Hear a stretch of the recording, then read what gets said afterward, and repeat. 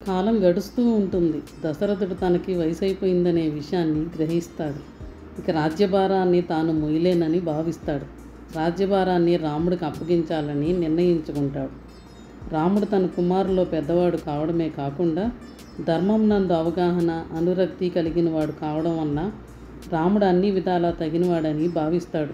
సూర్యవంశం యొక్క పేరు, శౌర్య పరాక్రమాలను చాటగలిగినవాడు, పేరు ప్రతిష్టలను నిలపగలిగినవాడు రాముడు ఒక్కడేనని తాను తీసుకున్న నిర్ణయాన్ని ఖాయం చేసుకుంటాడు. రాముడికి రాజ్యాన్ని అప్పగించే విషయాన్ని గురించి కులగురువులైన వశిష్ఠ మహర్షితో చర్చిస్తాడు. దశరథుడు ఎలా అనుకుంటే అలా చేయమని వశిష్ఠుడు అంటాడు. దాంతో దశరథుడు సంతోషంతో పొంగిపోతాడు.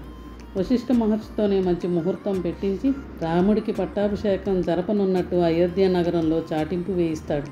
రాముడు తమకి రాజు అవుతున్నాడని తెలియగానే ప్రజలంతా ఆనందాన్ని వ్యక్తం చేస్తారు.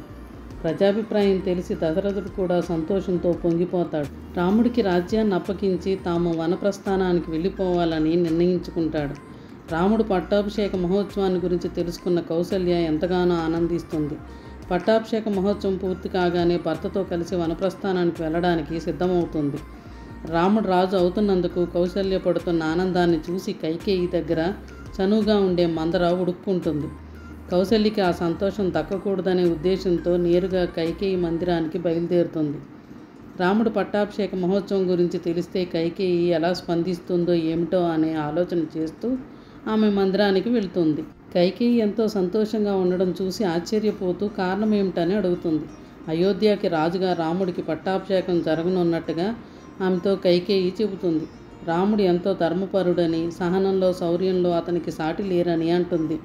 తన చేతులతో ఎత్తుకొని పెంచిన రాముడు రాజు అవుతుండడం తనకి ఎంతో ఆనందాన్ని కలిగిస్తోందని చెబుతుంది.